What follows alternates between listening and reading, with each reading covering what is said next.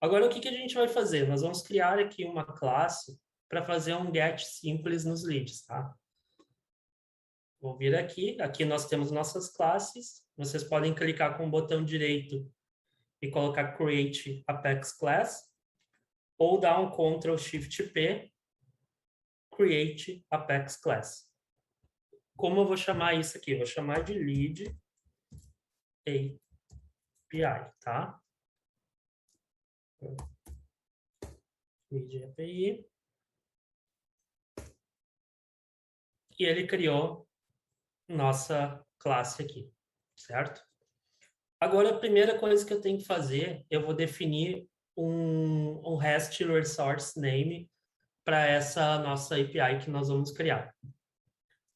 Isso aqui vai ser como se fosse o caminho que a API vai ser chamada na nossa URL, tá? Então, eu vou colocar aqui, daqui a pouco eu volto a explicar isso. Eu vou por aqui, arroba REST resource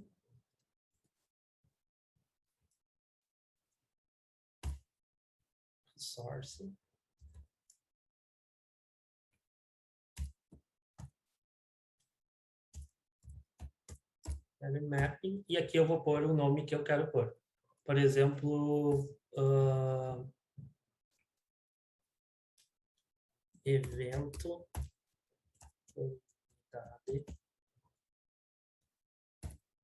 leads asterisco. O asterisco ele é importante para a gente definir os parâmetros de entrada. Por exemplo, um get, quando tiver um parâmetro de entrada, nós podemos utilizar ele aqui, tá? Qual a próxima coisa que eu vou fazer? Em vez de deixar um público, eu vou deixar global. Para APIs, nós temos que deixar o acesso dessa classe como global, tá? Então, vai ser global with sharing class lead API, certo? Então, agora aqui dentro eu vou apagar esse cara aqui e vou criar o nosso primeiro get, arroba http get. Vou criar o nosso método global static. Vou deixar void, já explico o porquê. E vai se chamar get leads. Tá? Então, a gente criou nosso método aqui, nossa classe, nosso método, tá? Agora eu preciso, primeiramente, antes de tudo, como ele é um void, eu vou definir uma saída nele. Então, para definir essa saída, eu vou criar um objeto chamado REST response, que vai ser a resposta dele. Result REST, que vai ser REST context.response. Isso aqui tudo é padrão do Salesforce. Se vocês quiserem se aprofundar mais, tem na documentação, vocês podem procurar, ver o que que é. Isso aqui é bem completo, tem muita coisa aqui, tá? E eu já vou mostrar como isso aqui funciona, para o que a gente quer. A gente vai, através desse cara aqui, retornar uma lista de leads. Então, o que que eu vou fazer? Como eu quero retornar uma lista de leads, eu vou criar um tipo lista leads e vou chamar de list leads, que vai ser igual a, eu vou dar um select aqui no nos nossos leads, select ID, name, e-mail, phone, tá? From lead, que é o objeto do qual a gente quer buscar as informações. Agora, o que que eu vou fazer? Eu vou retornar essa lista. Como eu estou falando de um REST, eu tenho que retornar além do body, que é aquilo que o Thomas falou lá para nós. Deixa eu voltar aqui na apresentação. a gente vai ter que retornar uma resposta e um status para essa resposta, tá? Então, eu vou primeiro retornar o body, que é o corpo dessa resposta. Então, vamos colocar aqui, ó, result rest. Agora eu vou pôr ponto response body é igual a blob ponto value of. E agora o que eu vou fazer? Esse blob value of, ele transforma nosso cara tirando caracteres especiais e fazendo um tratamento. Só que dentro disso eu tenho que transformar essa lista num JSON. E para isso eu vou fazer JSON.serialize e vou colocar a nossa lista aqui dentro. Tá? E vou também colocar o nosso status. Result rest ponto status code é igual a 200. Certo? Então, vamos dar um deploy. A gente vai mandar agora isso aqui lá para o nosso Salesforce. Nós vamos ver como é que se vai dar tudo certo.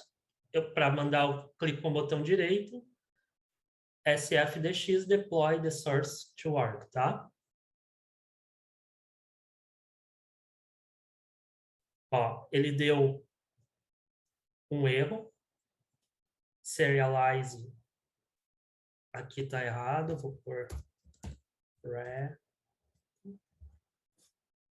Vamos lá de novo.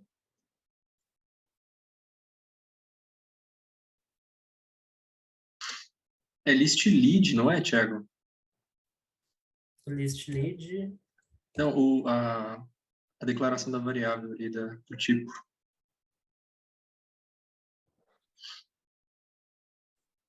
O objeto é Aqui, lead. verdade, Isso. verdade, Não, no tá plural. certo. Aqui é muito fácil de se enganar com essas coisinhas. Vou ver aqui enquanto vai. Deixa eu ver, alguém deixou alguma dúvida? Sim, aqui sim, tá. Lucas.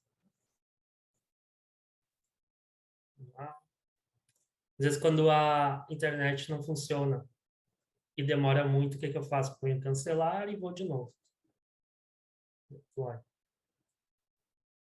Que aqui, quando vocês estão com problema de conexão, ele dá connection timeout. Vocês podem até ver aqui, que é o que ocorreu comigo, tá? Mas agora foi com sucesso. Então, nós construímos nosso primeiro get e agora vamos ver como chamar esse cara aqui, tá? Então, para chamar, nós vamos utilizar o nosso arc, que é aquele cara que nós estávamos vendo aqui. Lembram que eu copiei a URL lá do developer? E agora o que eu vou fazer? Eu vou completar, eu vou colocar services, que é um padrão do Salesforce, Apex REST, que é outro padrão, isso aqui vocês têm que ter.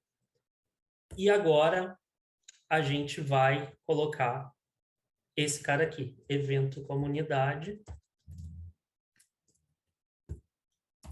leads. Tá? Vou deixar aqui em maiúsculo. Leads, vamos ver se está certinho, está certinho. E vamos ver o que ocorre. Olha aí, ó, nossos leads. Ele foi e buscou os campos que nós buscamos dos leads, ID, name, e-mail e fone, e trouxe isso já num formato JSON para nós, tá? Então, aqui está a nossa saída, e se algum sistema consumir nosso Salesforce, consumir nosso serviço, eles vão ter essa resposta aqui, tá? Vocês podem ver que o próprio Apex, o próprio Salesforce, ele já faz o trabalho de saber o que é um GET. Por exemplo, eu vou tentar pôr um post. Post quando eu quero inserir informações dentro do Salesforce. Pensa num post como enviar um formulário. Eu não tenho nenhum serviço de post feito aqui. Eu tenho só um get. O que vai ocorrer? Eu vou pôr um send. Ó, ele diz que o método não está disponível, não tenho nenhum post. Então, nós não temos nada e recebemos isso. Nós só temos um get. Então, vamos dar um send de novo. Ó. E aqui está nossa URL. O legal também é que isso aqui ele já é um padrão do Salesforce. Por exemplo, nós não precisamos construir nada customizado para buscar a informação do lead. Nós podemos simplesmente vir aqui, apagar isso aqui. Se nós quisermos pegar a informação de um lead via JSON, dar um send, e olha aqui, ele traz o lead, o objeto do lead completo para nós, inclusive com os campos customizados, se esses campos estiverem com permissão para isso. Então, nós estamos pegando aqui um session ID de um administrador, é como se o administrador estivesse requisitando. Se vocês tiverem diferentes usuários de níveis de integração, vai aparecer os campos informações pertinentes àqueles níveis de integração, tá? De permissão, desculpa. Alguém tem alguma dúvida? Vou deixar vocês perguntar agora só para pegar um arzinho aqui. Alguém perguntou, não tem ali o nome, tá como guest, mas perguntou se o get tem um limite de registros que ele retorna. Uhum. Se você retornar um get muito extenso, corre o risco de dar um timeout. Ou seja, o nosso cliente que está consumindo, ele não vai receber nada, ele vai receber um timeout e não vai ver informação alguma. O limite eu não sei certo qual que é, tá? Mas tem um limite que é o tamanho do arquivo, ou o tempo de... Eu ia dizer isso, é o tamanho do arquivo, tá? Assim, a pergunta especificamente pergunta se tem um limite de registros. Limite de registro não tem, porque o que vai definir o limite de registro é como o método está construído. Volta ali no método, Thiago, por favor, na classe. O método que a gente está usando, esse chamado getLeads, ele está pedindo me dá os leads, certo? Então, dentro do código ali na linha 10, é exatamente o momento em que o nosso método, o processamento do código está indo lá no banco de dados do Salesforce, lá no nosso database, e está pegando esses leads. Ali ele não tem nenhuma limitação de quantidade, ele está pegando todos, não tem filtro, não tem nada. Então, ele está dizendo quais informações ele quer e ele diz que está querendo essas informações do objeto lead. Então, ele vai retornar absolutamente todos os leads que existem dentro da plataforma. Então, isso aqui já deixa até, né, tem que ter muito cuidado na hora que a gente cria e faz operações no banco, porque a gente tem que pensar nesse processamento. Então, se a gente quer limitar, se a gente precisa colocar filtros, etc. Então, a quantidade de registros especificamente não tem. Ela vai ser definida pelo código. Mas existe uma quantidade, não a quantidade, mas existe um tamanho limitador do protocolo, da chamada. Então, o arquivo JSON, para chamadas síncronas, ele não pode passar, se eu não me engano, 6 MB de tamanho. Para um arquivo que é só texto puro, que é só letrinha, né? Não é uma imagem, não vai ter nada disso, é muita coisa, é muita coisa. Para chamadas assíncronas, ele aumenta esse tamanho para 10 MB, 12 MB, algo assim. Então, é muito difícil estourar esse limite, tá? Tem que ser uma chamada que vai retornar um arquivo gigantesco para estourar esse limite. E daí, se a gente está falando de muitos, muitos, muitos registros, tipo dezenas de milhares, milhões de registros, e daí a gente usa uma chamada hash simples não é o método mais adequado, né? Daí a gente teria que usar, então, uma chamada, uma bulk API, por exemplo, para poder fazer essa tratativa de dados em massa. O Wolfgang até colocou ali, timeout também, ele ocorre com a demora do processamento, né? Uhum. Por exemplo, que nem antes eu estava colocando aqui, dá um deploy. Tem Se tiver uma latência entre minha requisição e o retorno, ele vai dar um timeout. Eu acho que vai dar um timeout agora. Não deu.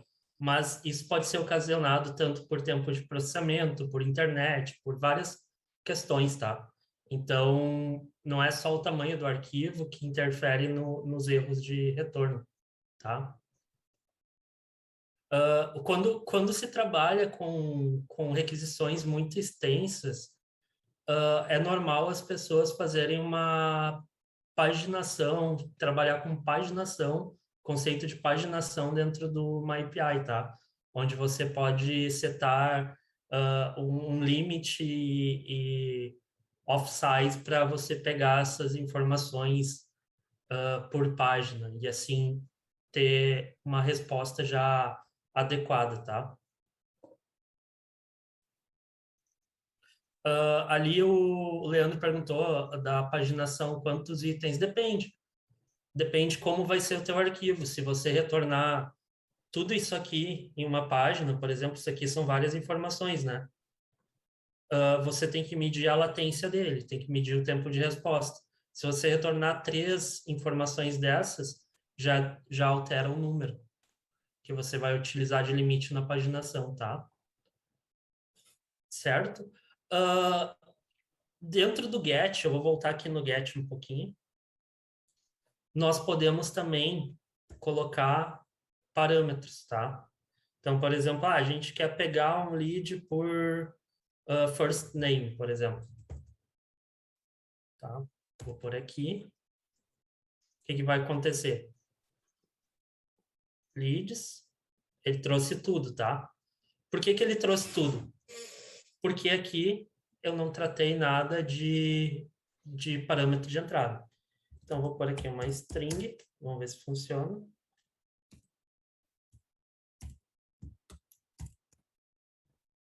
Tá? E aqui vou pôr um where nesse cara aqui. Where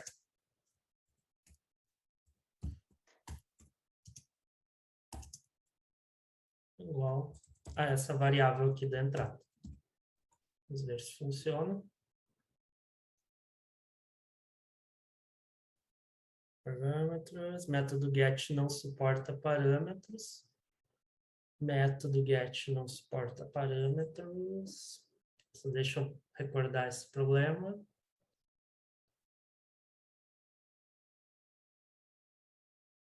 Static. Tá. Eu já Acho que você volto teria nisso que aqui passar do via get, tá? URL, né? Eu tenho que pegar via URL isso aqui, certinho, tá? Vou... então, o que a gente vai fazer? A gente vai pegar e não é uma string. O get, ele não aceita... O que ele disse ali? O get, ele não aceita que nós colocamos um parâmetro aqui dentro. Nós temos que fazer de outra forma isso aqui. Como é que nós vamos fazer isso? Nós vamos explodir nossa URL e nós vamos procurar se na URL, após isso aqui, a gente tem algum parâmetro. Então, dessa forma aqui que nós vamos explodir a nossa URL, tá? Como nós vamos fazer isso? Vamos voltar aqui no nosso lead. Então, vamos supor, eu quero pegar o first name. O first name, ele está aqui, tá? Então, o que eu vou fazer? Vou colocar aqui uma string first name é igual. Nós vamos ter que agora colocar um novo tipo, porque nós vamos pegar o URL, então nós temos que pegar nós temos que pegar os...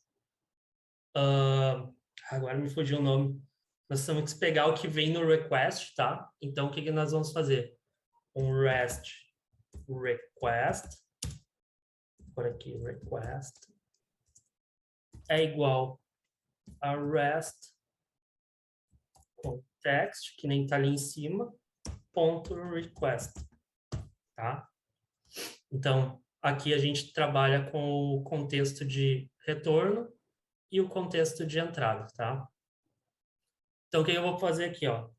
Request, ponto, request, URI, ponto, substring. Eu vou fazer um substring na nossa URL e vou pegar de novo aqui, request, ponto, request, query, last,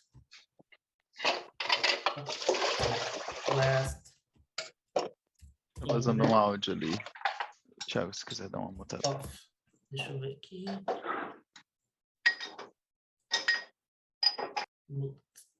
Feito, tá? Eu vou pegar o último index, que vai ser o nosso última barra, mais um. Que daí eu vou pegar a última informação que está aqui, tá? First name. Aqui mesmo o nome.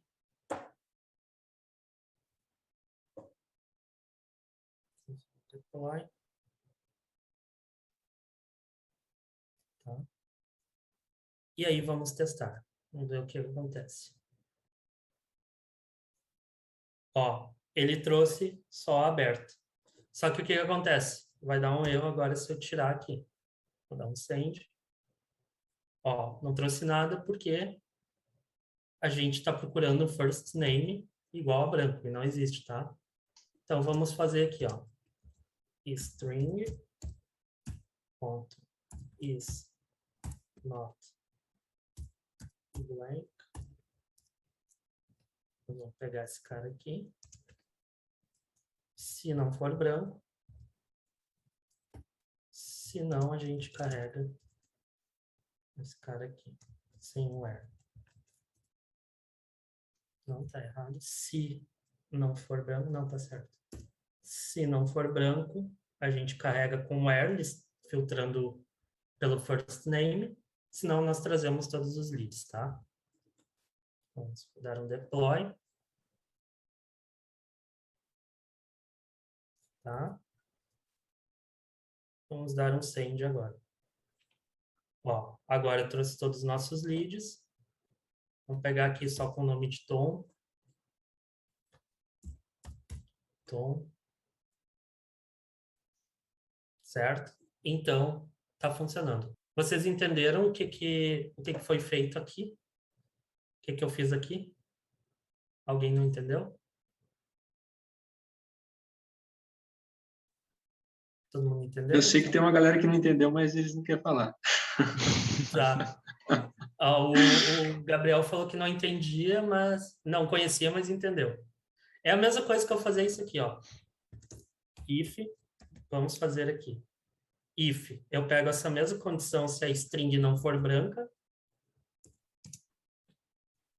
O que eu vou fazer? Eu vou pegar esse list,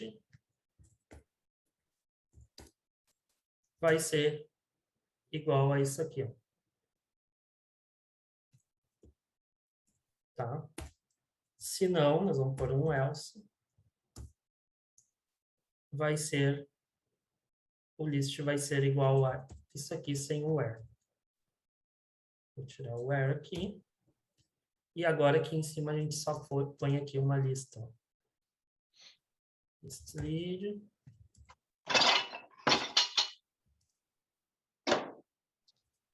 Só seta ele. É a mesma coisa que nós fazemos isso, ó. A gente cria a variável.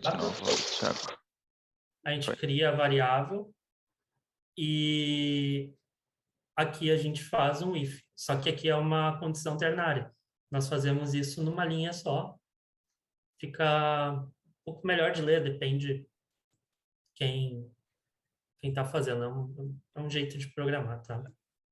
O operador ternário ele tem o objetivo de simplificar o if else, né, para não ficar o código não ficar muito Sim. verborrágico.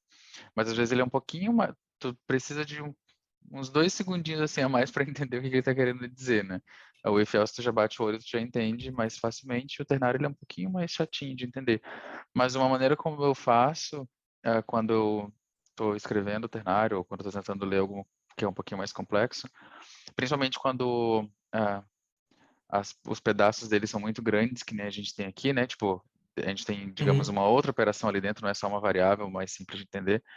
Ele é uma pergunta, né? Então, tipo, o que ele está fazendo ele está perguntando se ali antes da interrogação. Então, ele está dizendo, tá, o first name, ele não é blank, né? Que é a operação. Essa Sim. operação aqui, ela é verdadeira? É basicamente isso a pergunta que ele faz. Ele perguntou. E aí, a primeira coisa depois da pergunta, que é o que está antes dos dois pontos, é a condição, é o cenário positivo, e o que está depois dos dois pontos é o cenário negativo. Então, É a mesma se a coisa pergunta. aqui. Exato. Então, se a pergunta for.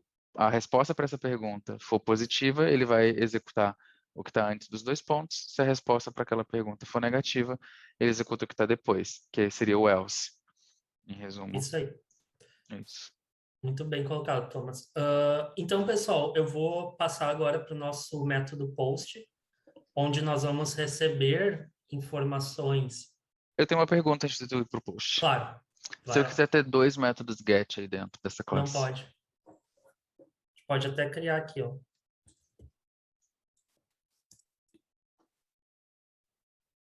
Só por teste, tá? Por que não pode, tá? Serve por causa do que o Apex ele faz aquele mapeamento do que é get e do que não é. Se eu mandar aqui um get, quando eu faço um get, eu não especifico qual o método que eu faço aqui, apenas a URL. Então ele entende que eu tenho somente uma URL de get, como eu posso ter uma URL de post, uma URL de put e as demais, tá? Ele vai perceber qual que é pelo request e pelo response ali? Ele vai perceber por causa que quem está enviando está dizendo qual método quer pelo consumir. método. Sim, não, no Apex. O Apex, Sim, quando entra no Apex, ele vai perceber que é um get pelo nome da por isso variável ou aqui. pelo... Não, por isso Ah, aqui, ó. tá, Por entendi. essa anotação, tá? Tá, ok. Por essa anotação ele percebe. Por isso que nós não podemos ter mais de um método igual na mesma classe.